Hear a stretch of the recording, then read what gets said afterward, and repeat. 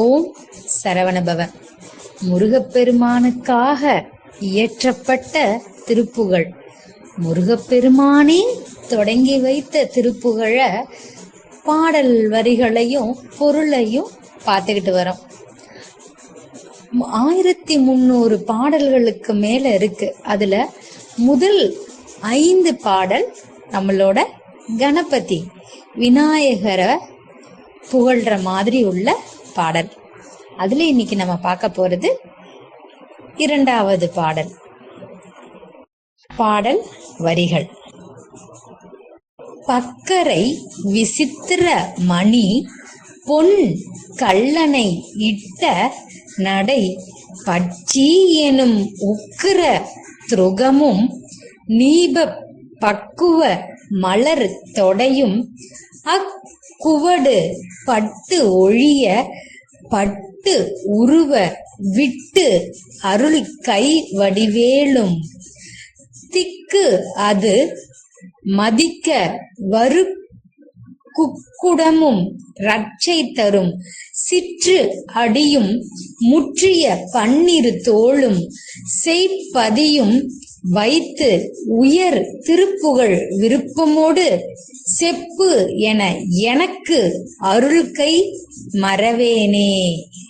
இக்கு அவரை நற்கனிகள் சர்க்கரை பருப்புடன் நெய் எள் பொறி அவள் துவரை இளநீர் வண்டு எச்சல் பயறு அப்ப வகை பச்சரிசி பிட்டு வெள்ளரி பழம் இடி பல்வகை தனி மூலம் மிக்க அடிசில் கடலை பட்சணம் என கொள்.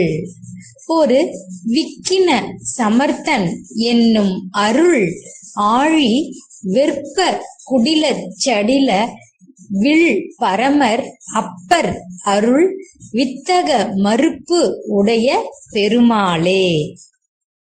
பொருள்: அங்கவடி. அங்கவடி அப்படின்னா, இப்ப நம்ம குதிரை மேலாம் ஏறுறதுக்கு பாத்தீங்கன்னா, குதிரை மேலையோ இல்ல வேற ஒரு பெரிய மிருகத்து மேல ஏறுறதுக்கு அதுல ஒரு கைப்பிடி மாதிரி ஒண்ணு தொங்க விட்டுருப்பாங்க. அது மேல காலை வச்சுதான் ஏறுவாங்க.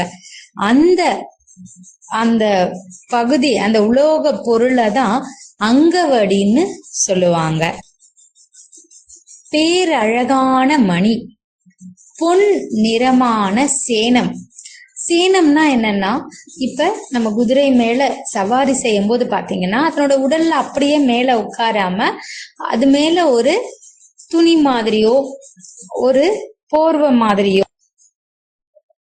அதன் மேல் அமர்வதற்காக அதோட முதுகில போடப்படும் ஒரு வகையான தோல் இருக்கை தான் சேனம்னு சொல்லுவாங்க. பொன் நிறமான சேனம் இவைகளை போட்டு பூண்டு கம்பீரமாக நடக்கும் பறவையாகிய மிடுக்குள்ள மயிலாகிய குதிரையையும், நம்ம முருகப்பெருமானோட வாகனத்தை தாங்க இப்படி சொல்றாங்க. அது ஒரு பறவையா இருந்தாலும் அது கம்பீரம் பார்த்தோம்னா குதிரைய ஒத்ததா இருக்குமா. கடம்ப மரத்தின் நன்கு பூத்த மலர்களால தொடுக்கப்பட்ட மலர் மாலையையும். கடம்ப மலர்ன்றது மிகவும் அழகானதுங்க. அது மட்டும் இல்லாம மருத்துவ குணங்கள் உடையது. இந்த கடம்ப மலரோட நறுமணமே அவ்வளவு மருத்துவ குணங்கள் உடையது. இந்த மலர்களை தழுவி வீசக்கூடிய அந்த காற்றின சஞ்சீவி காற்று என்றும் சொல்கின்றனர்.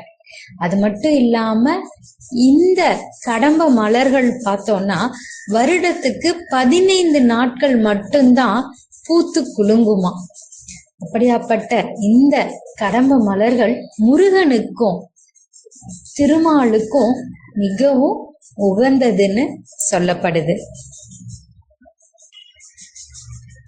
அந்த கிரௌஞ்ச மலை அழிந்து ஒழியும்படி அதன் மேல் பட்டு ஊடுருவி செல்லுமாறு விட்டருளிய திருக்கையில் உள்ள கூர்மையான வேலையும்.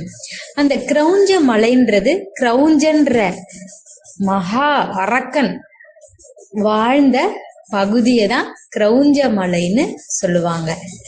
அத அழித்த முருகப்பெருமானோட கூர்மையான வேலையும் திக்குகள் 8 மதிக்கும்படி, அதாவது திசைகள் 8 மதிக்கும்படி எழுந்துள்ள கொடியிலுள்ள சேவலையும் காத்தளிக்கும் சிறிய திருவடிகளையும் திரண்ட 12 தோள்களையும்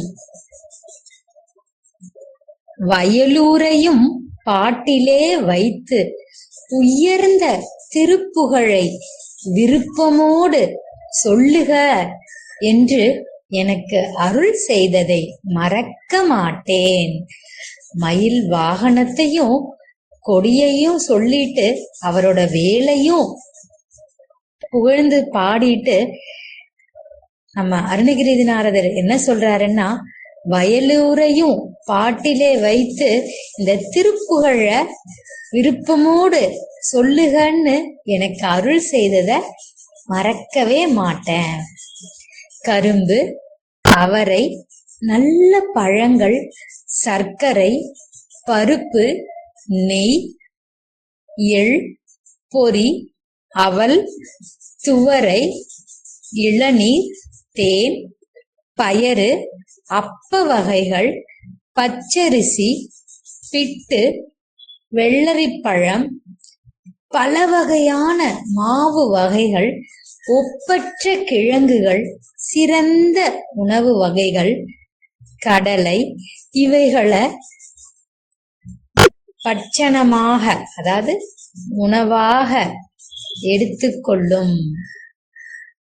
ஒப்பற்ற வினைகளை நீக்க வல்லவர் என்று சொல்லப்படும் அருட்கடலே, கருணை மலையே, வளைந்த சடையையும் பினாகம் என்னும் வில்லையும்.